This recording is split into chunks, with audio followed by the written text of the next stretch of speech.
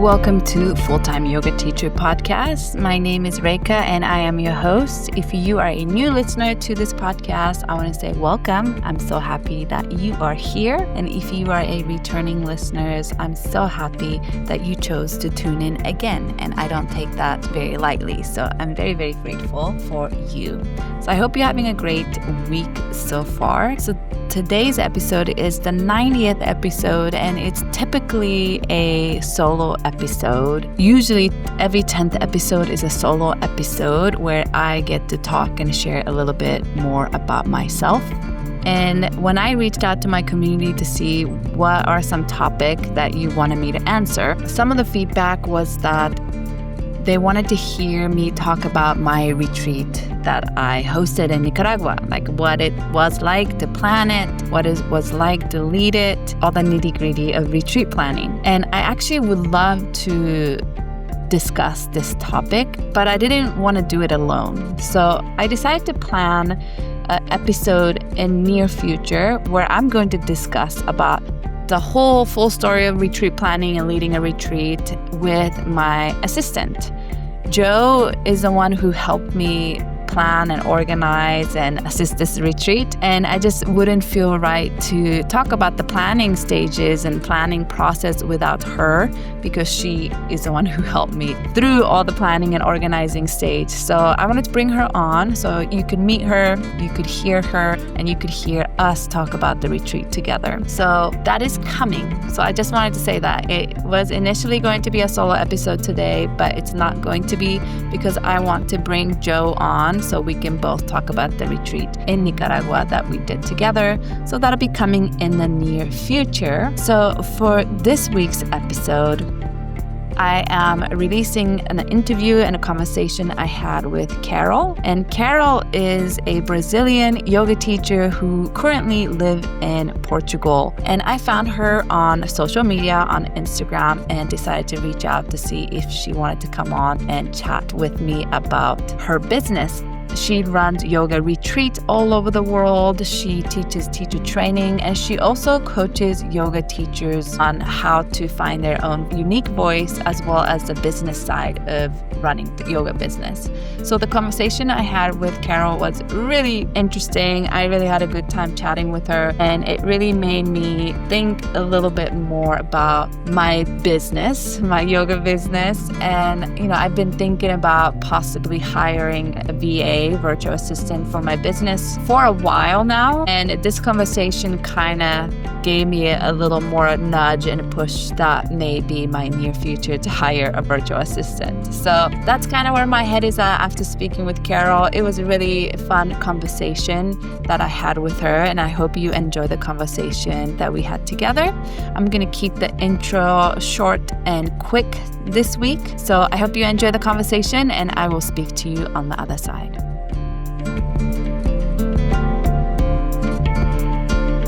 Welcome, Karol, to Full-Time Yoga Teacher Podcast. Thank you so much for taking time to be here and chat with me today. So maybe we'll start with tell the listeners, where are you currently located, and also where are you originally from? Amazing. Thank you so much for having me here.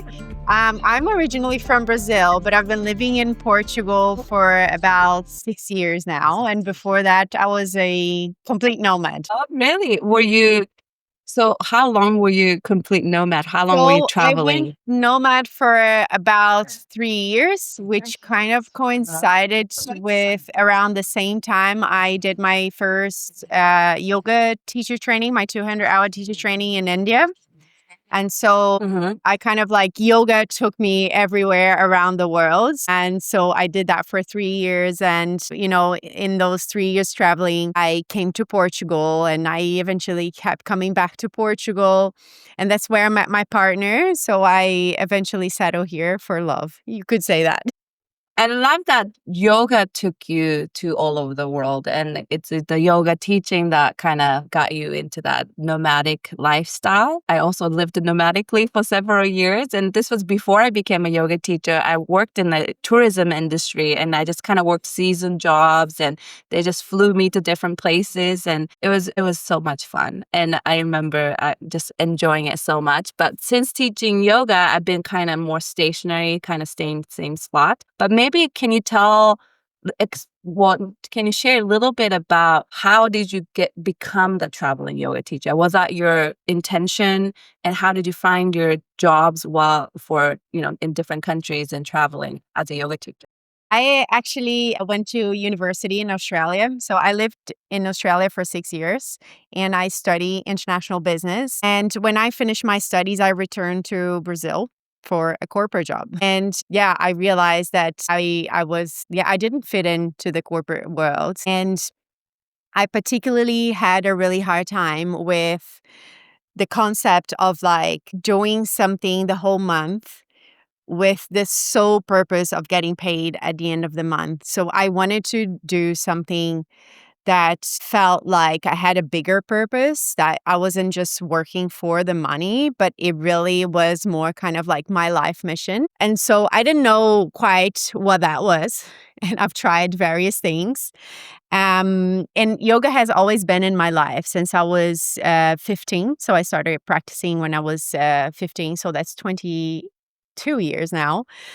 Um, sometimes a little bit more present, sometimes a little bit less. And around that time of a lot of doubts and questions, I think I was 27. Also, astrologically, I think Saturn return, a lot of, questioning, who am I? What am I going to do? Where do I see my life going? And so I decided to go to India and I wanted to take a yoga course, or I really wanted to dive deep into not just the physical practice of yoga, but like getting to know more about the philosophy. And I thought, well, Mm-hmm. maybe that way I will find myself and I will, have more direction into like, Mm-hmm. what do I want to do? Who am I? Like, what's my life? What's my life mission? What's my mission on this earth? So it was mainly for that. I wasn't really planning to actually become a yoga teacher. And I remember quite well on the first day of the teacher training, we had this like welcome circle, and we were supposed to say like if the reason for taking the course was because we wanted to become a yoga teacher. And I said no. I was like, I was just doing it Mm-hmm. for myself, for um, self discovery and personal development. And, it sounded like I felt like I was such a lost phase of life. And I thought, well, going to India and doing yoga and discovering myself and, it just sounded like, okay, this is maybe a starting point. And by Yeah. the end of Yeah. the course, I was bought into the hype of like teaching yoga because it felt really like a very natural thing for me. And I was quite surprised at that. And obviously, I was really nervous teaching my first classes, but it felt like something very natural. Like it didn't take a lot of effort for me. And it felt like I had been doing that for years. And so I actually when I went to India, I bought a one-way ticket. And my plan was to give myself time to discover what I wanted to do. So that's what I did for the next 3 years. I bought one-way ticket to wherever life took me.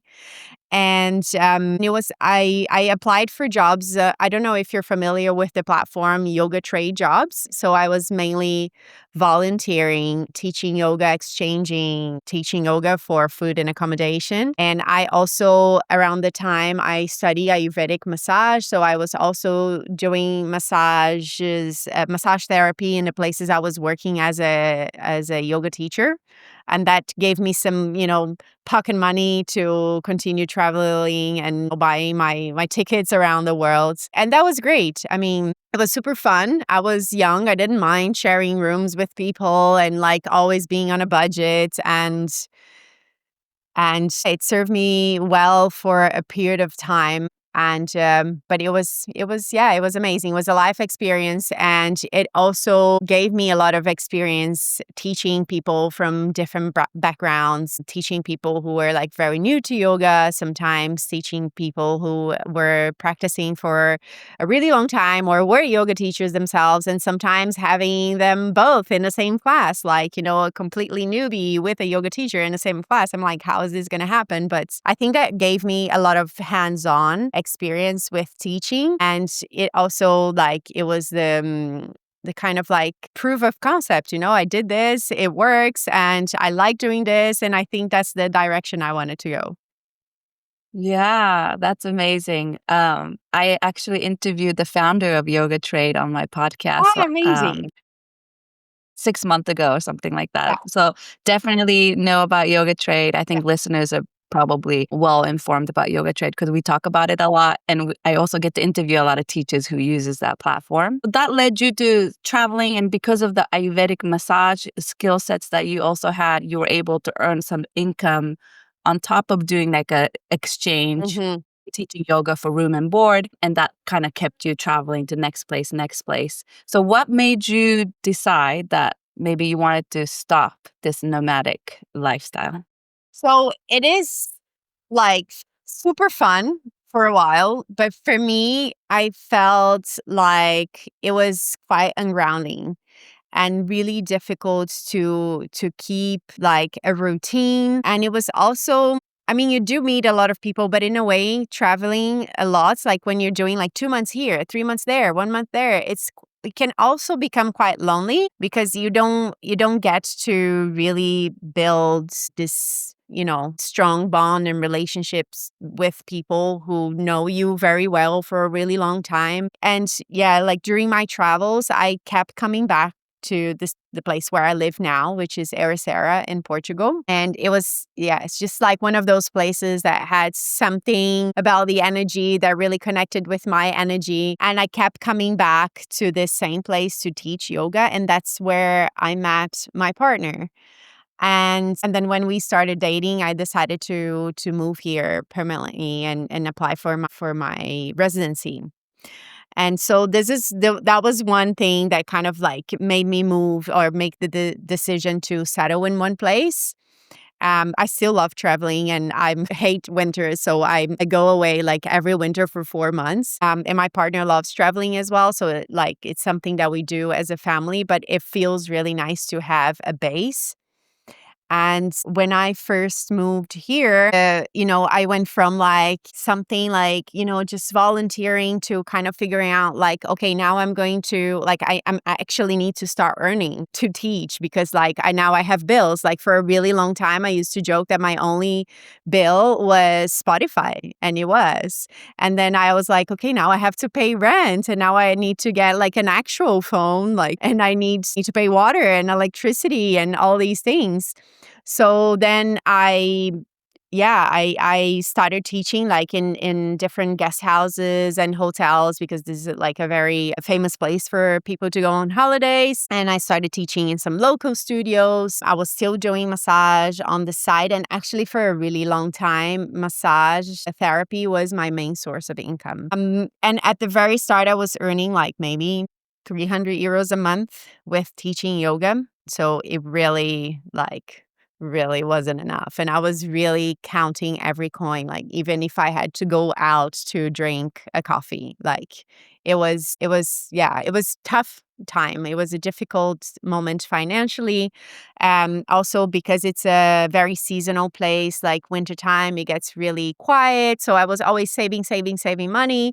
And then by the end of the summer, I had this chunk of money that I had to live off like the entire winter. So I was always like having a lot of time in the winter, but not being able to do a lot of things because I didn't have enough money and I needed to make sure I had enough money until the next summer. And the next summer came and I was teaching like crazy 7 days a week, like 3 or 4 classes a day, and then massages on top and all of these things. And then it came to a point that physically my body couldn't take anymore. And I woke up one day and I literally couldn't sit on my bed. Like my partner had to help me up. because I had this blocked pain on my neck. So I did some X-rays and went to the doctor to figure out what it was because it wasn't getting any better. And I found out that I had two herniated discs on my neck that were like very inflamed, like I tried all types of therapy, like anything you can imagine, and it wasn't getting better. And then eventually I figured out, like, okay, I was super stressed, like because of money all the time.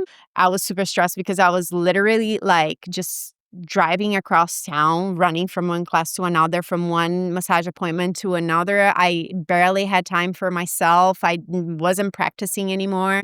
And also, like, physically it was really, really demanding. So I couldn't afford to take a step back. But like just a little bit of time after that, COVID came and I had no option. And I had to majorly step back from everything because nothing was happening. And it really gave the time for my body to recover. The first lockdown, which I think for everybody was the one that, like everybody's at home, like you can't do anything, you can't work, you're forced to just take time for yourself. It was the time that I had to really like think, okay, this is not the direction like I want my life to go. Like that's not what I envisioned for my life when I changed careers. Like that wasn't the point. And so that really gave me time to reflect, like, where do I see this going? Because like it can't keep going like this. Like, physically, mentally, like this isn't healthy for me. Like I moved away from a corporate career and I'm basically burnout. Like I'm a burnout yoga teacher. And like that was really the decisive point, like having the time to reflect. And I have a friend who built a website for me for free because I couldn't pay her. I paid her in yoga classes. Actually, we did this exchange. And so I built my first online library with classes. So that was my very first online course. And then I had this idea about putting my very first yoga retreat together, which I actually launched. It was still kind of COVID time. That was 2020. But I took the risk and I did it anyways. And I had the website and I could, put all the information there and I could accept payments online and it sounded like very fancy. And that's how it all started. And, I was like, okay, I need to make this work. Like I love Yeah. but I need to find a bit more balance and find a different way to make this work for me Mhm. and for my students as well. Uh-huh. Because if I'm burnout and depleted, like, what do I have to teach? Yeah. Yeah, totally. I think I can completely relate to the stories you just shared, and I'm sure a lot of listeners can relate to. Like, as a full-time yoga teachers, it's so easy to get caught up in teaching so many classes, and you're so busy, and you're driving or going from one place to the next, sitting in traffic, and you have like 1 hour break in between. You're just trying to like stuff yourself with food, and it's like exactly what you said. You left the corporate world to try something different that felt something more in alignment with you. But then like we get caught up in this like busy burnout yoga teaching lifestyle. And Mm-hmm. I can completely relate. And also like the pandemic putting like almost this abrupt pause in a lot of yoga teachers' life during that time, and really gave us time to rethink, is this the life do I really want? Or is there something different that I can dream up? I love hearing your stories, and I believe a lot of people listening can really relate to what you're saying. And I know you said you started running retreats during that time and offering online courses, online classes. So my question is, how did you find students to come to your retreat, students to take your online classes? Did you start collecting email addresses during the time you were traveling and teaching? Did you already have some kind of community based that you can reach out to when you started offering online or retreats? I had like the people who were taking classes with me, like in Ericeira, because it's a very international place that, we get tourists from all around Europe and actually the world. So like during my travels, actually, that's something that didn't even cross my mind. Like I didn't even have a computer and I was like barely active on Instagram. But then, yeah, then when I started that, like I didn't even know what was like email marketing or a wait list or whatever. So I didn't do any of that. I would literally get people to like just give me their phone numbers and stuff. So when I built my website, I didn't have anyone's contact. And I had like some phone numbers from clients who would come over again and again every summer to take classes with me. Some of them were following me on Instagram. So I started becoming like a little bit more active on Instagram and actually posting more with the purpose of to attract people to my online membership and my retreats. And I really had this vision like I love hosting retreats. Like for me, that was something that really shook me up in a good way. I thought like this is my life mission. Like I even get emotional talking about it. And it was like, wow, I really love doing this. I love how this impacts my community in such a deep way. I'm sorry. Like the transformation that people were getting like in a week time and then, sending me messages like how their life changed in so deeply. It was really amazing. And I'm like, I love going to yoga classes, but like a 60 minutes class cannot do that. Right. And the power of community, like being together in this community and getting to know each other for a week and really getting inspired by each other's stories and having insights and this really amazing aha moments. And so I felt like this is really what I'm meant to do. And so I started with one retreat a year. And it quickly escalated to 5 retreats. And I think last year, I hosted like 6 retreats and a teacher training. So I was also giving out 200 hours teacher trainings. Everything kind of came a little bit more on standby because I had my son at the start of this year in March. And so I slowed things down, like in-person things. But yeah, like it felt like it went really quickly from like this one retreat with people that I knew personally and they came because they knew me to suddenly hosting like a lot of retreats and people, complete strangers on the internet, signing up for my retreats through my content on Instagram. I was also putting my retreats on bookretreats.com. So some of my clients would come from that. Sometimes they would come from like recommendations or people who knew me or returning clients. I have a lot of returning clients. And so, yeah, that's how it went. And I started having also a lot of yoga teachers really resonating with this story because I tell this story all the time on my social media and coming to me and say like, hey, like, do you have some sort of like program or something where you teach that? Like, I want to learn from you. I love your content. Like, how do you do it?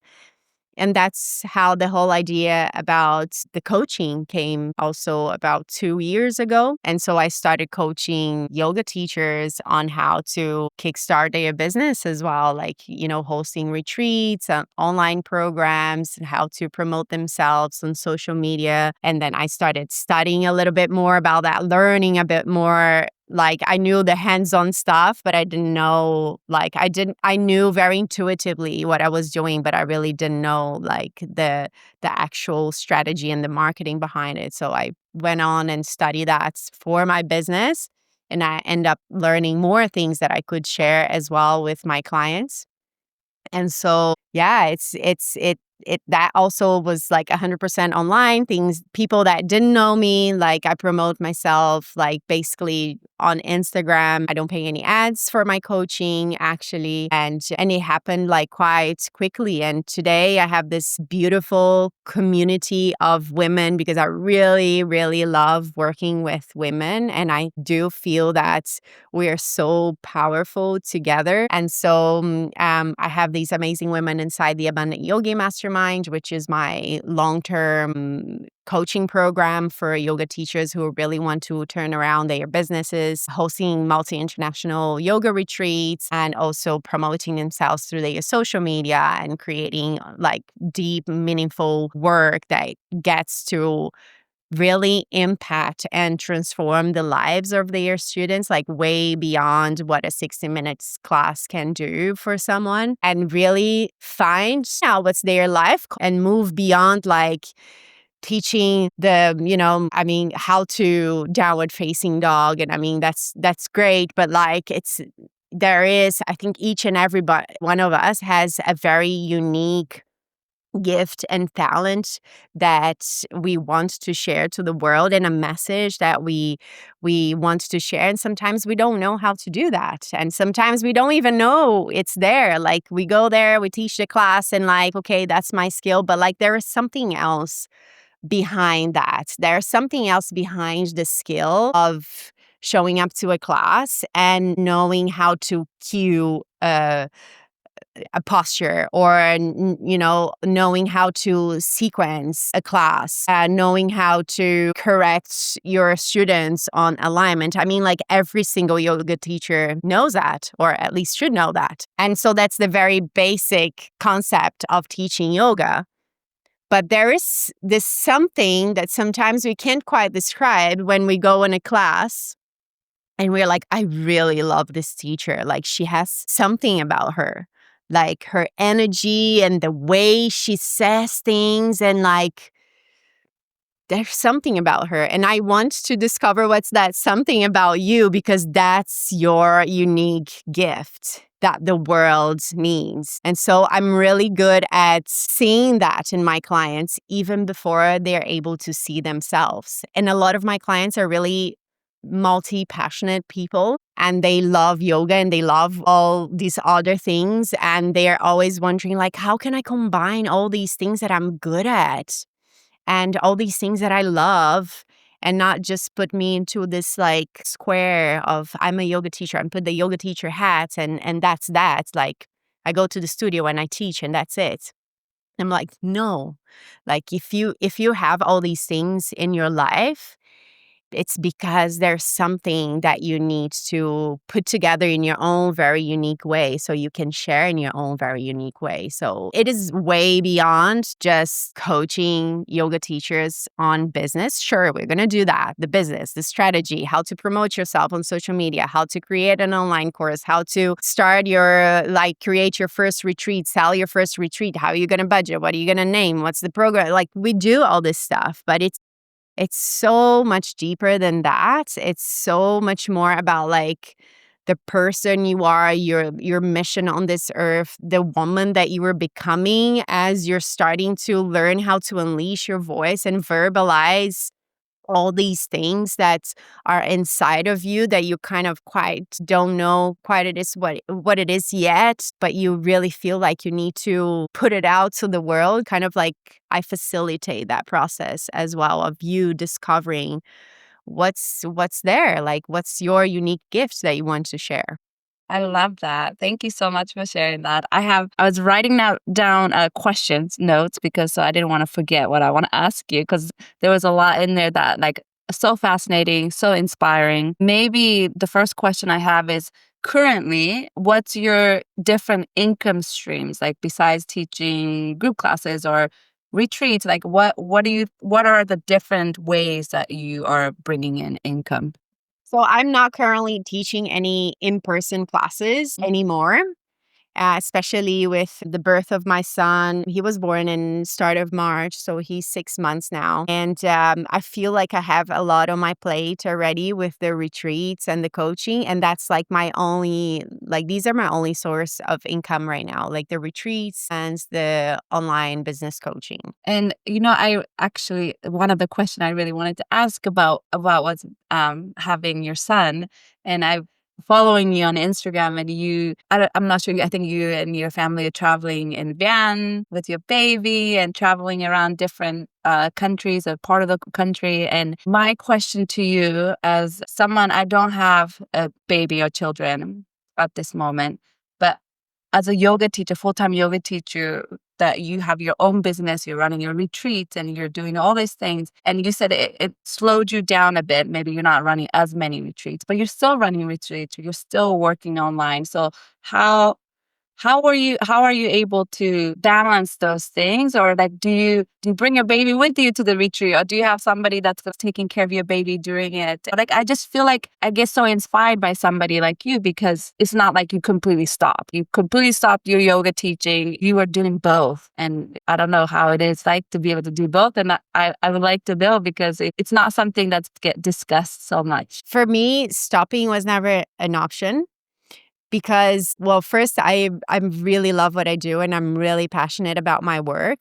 And so I never saw myself stopping this, because it's almost part of my identity. And I felt like if I stop this, I will lose myself. And second, I really want to model for my son that everything is possible. I don't ever want him to not chase and follow his dreams because he needs to give something up for somebody, or because he thinks it's not possible or it's too much. And so for me, I feel it's really it's my mission to also show him that whatever his dreams are, like, he can achieve it. And so, like, this was never on the table for me. I'm very fortunate that I have a partner who really supports me in all of my dreams. And he also has a very flexible job. So from the very start, like, we were taking rounds with him and having a very flexible job. I also was able to choose my hours, and I really had to learn how to delegate, because that was really tough for me. As yoga teachers, we really think that we have to do it all. And we do it. We do. We are good photographers, video makers, marketing person, model, accountant person. We are everything. We are a bit of everything. And it's okay. In the start, you kind of have to. But at some point, you will have to delegate tasks that they're not your area of expertise, and somebody else can do it so much better than you.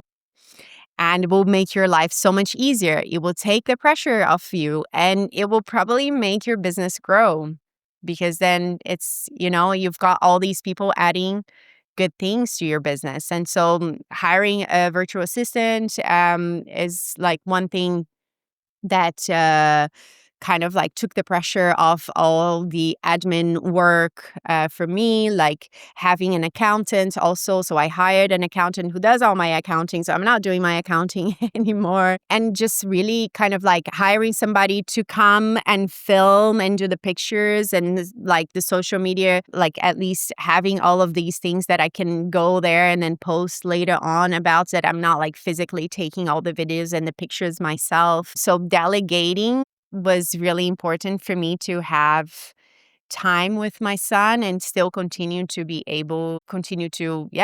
run my business, because otherwise I would need a lot more time, or I would need 4 Carols to keep running the show. And so, yeah, but I was also really like, I actually hosted my first retreat with Leon when he was only 3 months. My mom was there helping out as well, but he was there. He was part of the retreat. And it was really amazing, because I mean, it's him. He's part of me, and I want to show him this is my life. And he's now really used to being surrounded by a lot of women who give him a lot of cuddles. And he's a very social baby. He's a very happy baby. He's like laughing and smiling all the time. He will go on anyone's lap, and he won't cry. He won't find that strange. He's happy to play with everybody. And so I see that as a positive thing as well. And then also bringing other teachers with different areas of expertise, as it was something that really, it adds value to the experience of the retreat. So I am teaching the things that are my area of expertise, but I'm also bringing some other teachers to give workshops in different topics that I'm interested in, and then I know that my community is interested in as well. And that gives me like a little bit of a break time that I can breastfeed and be with him. And so it's not always super easy, but I feel like it transitioned quite well, and it wasn't overwhelming, and I wouldn't do it in any other way. That's so beautiful. Thank you for sharing that. I feel like, doing your retreats. And even if you just had a baby 3 months ago, and also like bringing your baby to the retreats and still traveling with your baby for several months out of the year, like those are I feel like a beautiful example that we don't see and hear enough as a woman. I feel like we just see this traditional way of having a child and raising your child, and we don't see this other lifestyle, other way of living, and other way of parenting that's possible out there. So I love seeing that. So thank you for sharing that. I And my really, partner really also appreciate it. loves to travel. So when we had Leon, we really decided that we didn't want to give up this lifestyle because we had a baby.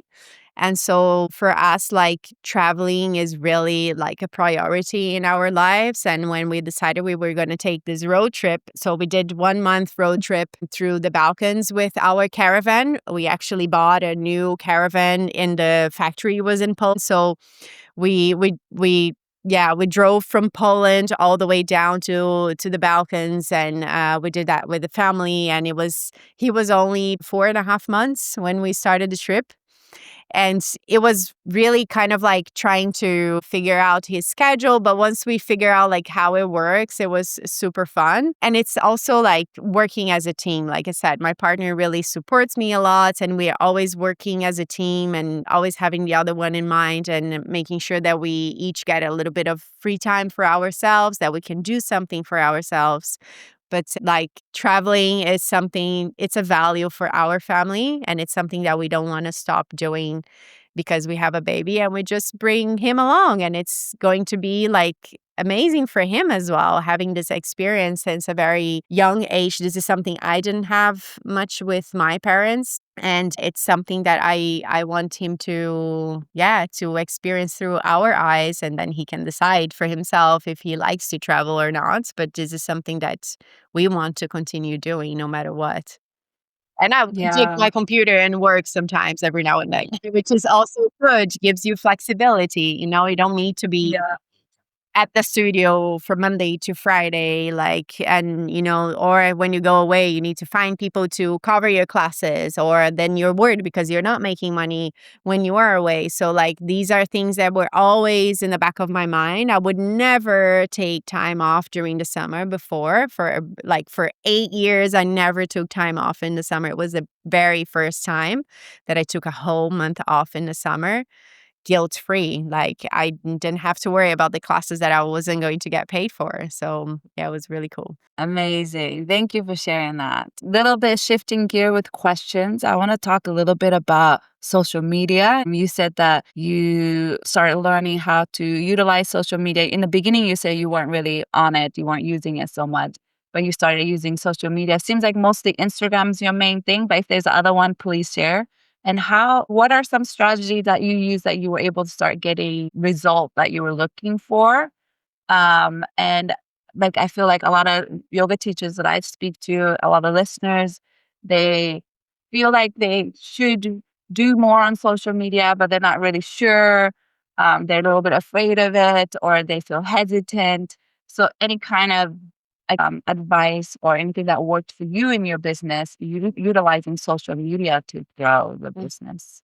So, like when I started using social media to promote my business, I didn't love social media. Actually, that was something that I really didn't like, and I just did it because I had to, and I had to take that off my to-do list. And when you approach social media with that kind of energy, I mean, what kind of results are we expecting, right? And I would share things that I thought that people wanted to see, like, a yoga flow, or I really love cooking and eating healthy. So I would share my recipes there, and just like the typical yoga teachers stuff that every yoga teacher is sharing.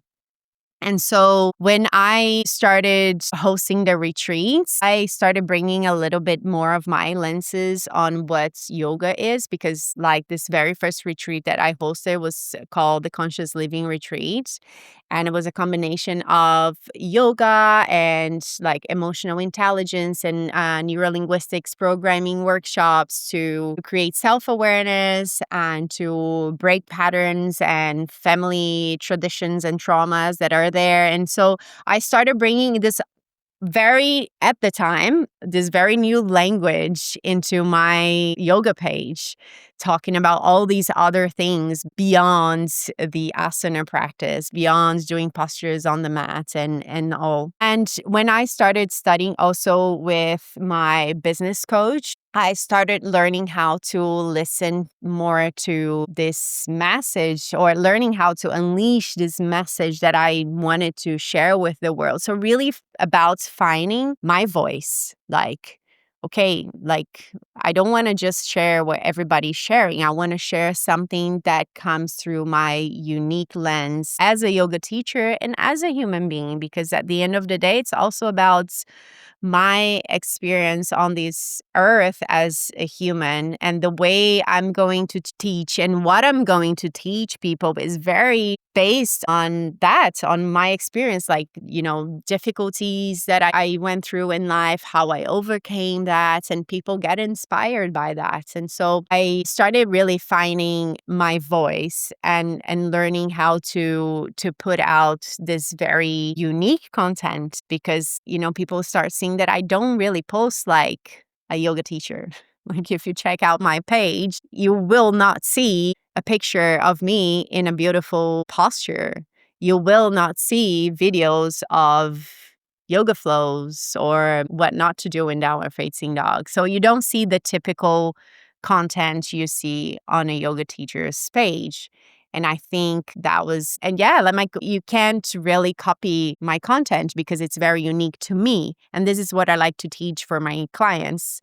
Like, you need to put your own unique lenses on your social media, because people are following you for you, for who you are. And if we are kind of like on this constant chase of getting it right and checking other people's content so we can kind of like copy and paste it, you become just another yoga teacher on the internet. And so I think that for me was really this shift, because that's how I started content, just posting what I thought I needed to post or what I thought people wanted to see, to really making that shift. Like, okay, well, what do I want to share to the world? Like, how do I want to impact people's lives through my message, through my work and through what I do. And I mean, social media, it's a great place to do that. Yeah. And when I started shifting this in the way I saw my content, the way I was creating value for my people, serving my people, and also attracting them to my retreats and my coaching offers, I started getting really excited about creating content. And now it's something that I actually really love. I like that. Thank you for sharing that.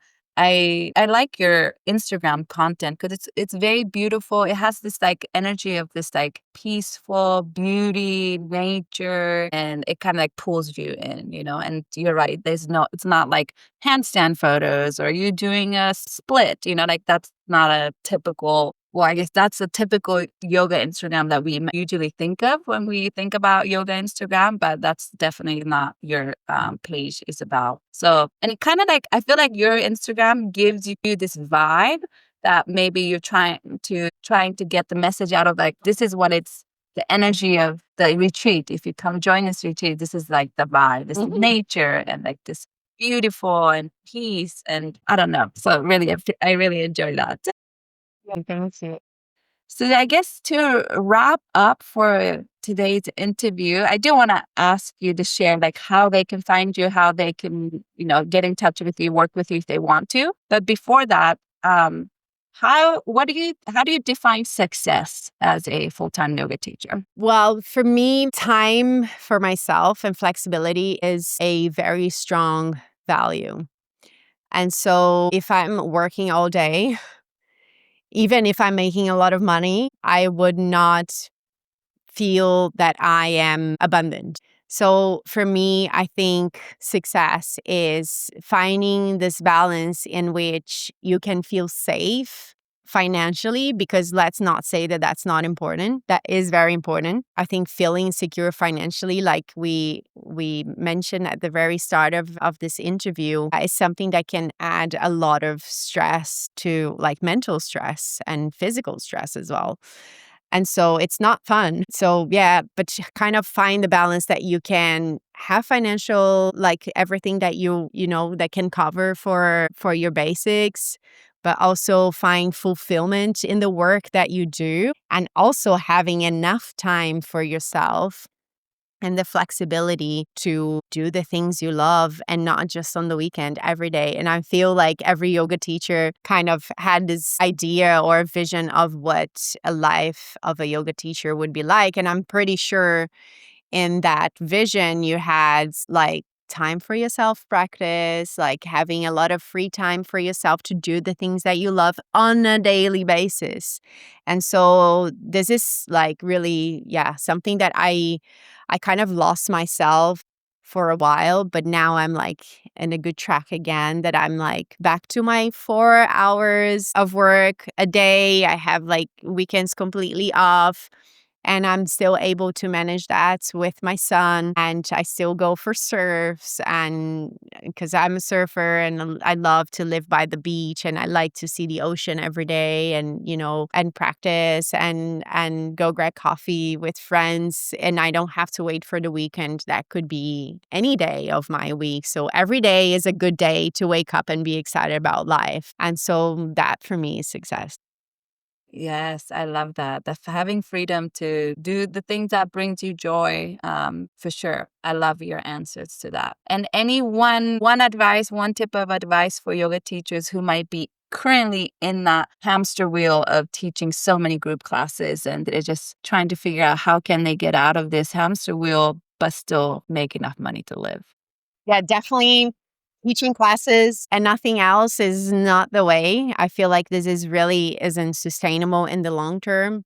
Kind of like thinking of like what is that you want to do and what is that you feel passionate about sharing, and creating offers that go beyond the in-person classes in the studio is the way to move away from like teaching too many classes and the stress of like, you know, doing back to back classes the whole week, and also not having that financial stability of like, you know, going away, not getting paid and all of that. I think that's the way for sure. And really like looking, if you don't know how to do it, like looking for somebody to help, like I have done before. I actually like I've never plugged out from coaching with my own coach, because I feel like as a yoga teacher, it feels so, it's such a lonely career because you're working by yourself and you almost never have the opportunity to share like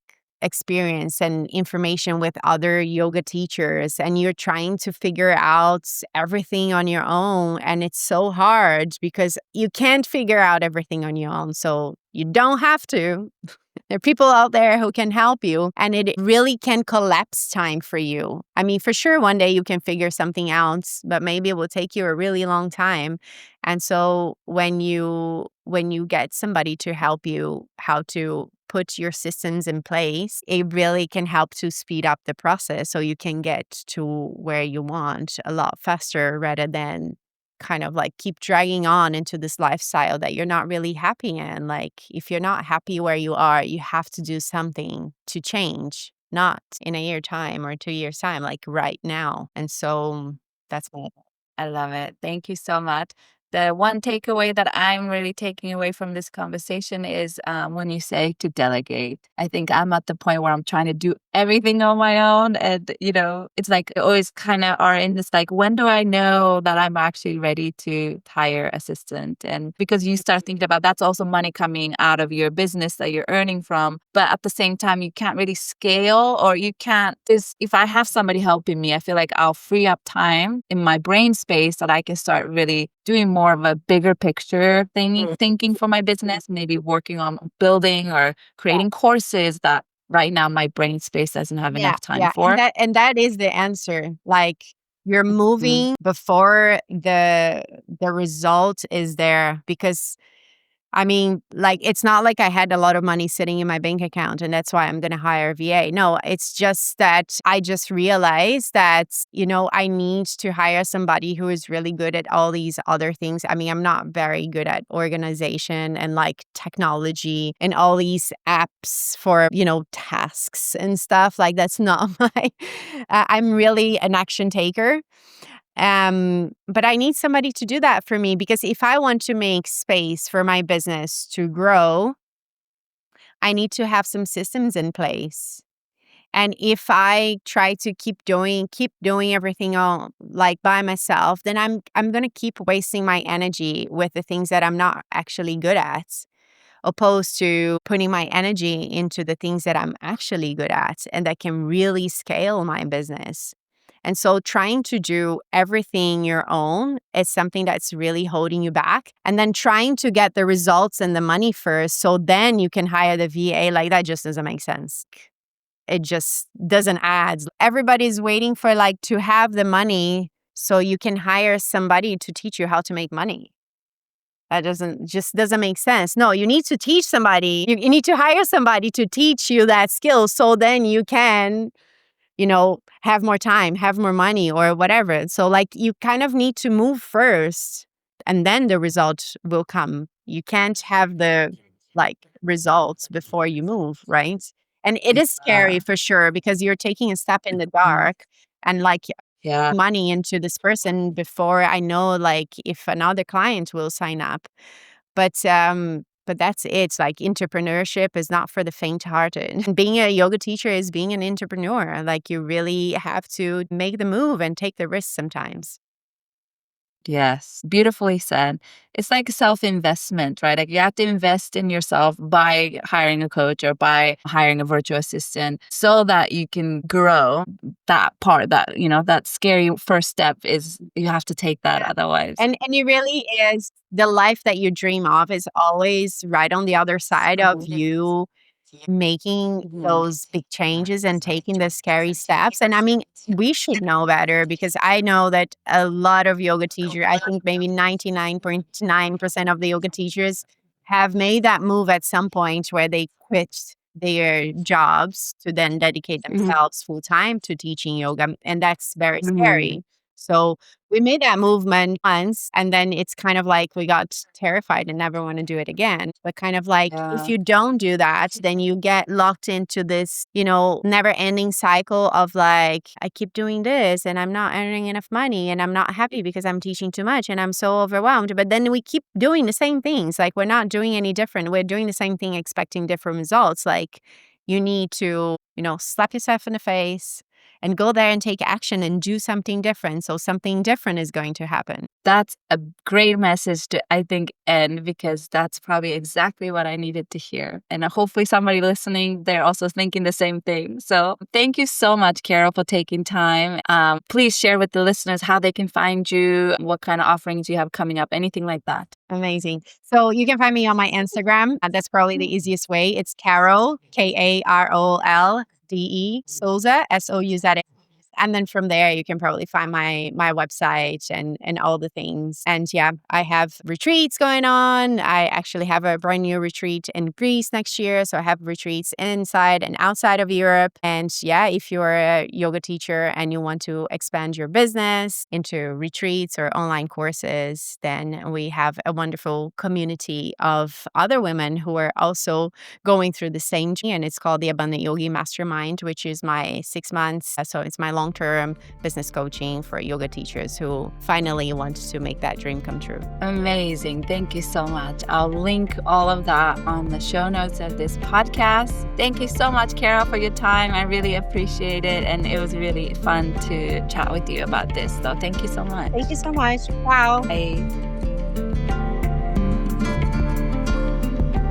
Thank you so much for listening to this week's episode and conversation I had with Karol. I hope you enjoyed this conversation and you also gain a new insight. You can probably hear in the conversation that my brain was turning, my wheel was turning in all these directions of how I could possibly shift things around in my business as well. Like I said earlier, hiring a VA is something I've been thinking about, and it might be time. And also, there's always, as a full-time yoga teacher, our schedules are always shifting and changing, and we're always trying to refine it and make it work and allow the schedule to really fit our lifestyle, and also be able to create a life where we're so passionate about what we do and what we share, and not draining us. So that was such a good conversation. I also loved how she shared about bringing her baby to her first retreat when the baby was only 3 months old, and such a wonderful stories that she shares. So thank you, Karol, so much for sharing your story and your journey. And I'm sure a lot of listeners listening to this conversation also have had some great ideas from this conversation. So thanks to everyone for listening. If you enjoyed this podcast, please recommend and share this podcast with somebody you know. You can also write a review or a star or subscribe or anything like that from whatever platform you're listening from. That helps me out a lot, and it helps me with continuously releasing new content every week. So if you want to reach out to me, give me a feedback, give me on what kind of topic or who I should interview in the future, don't hesitate to message me on Instagram. That's where I'm most active. My Instagram handle is @Reika Yoga, REIKAYOGA, and my website is www.reikayoga.com. I hope you have a great rest of your day and speak to you next week.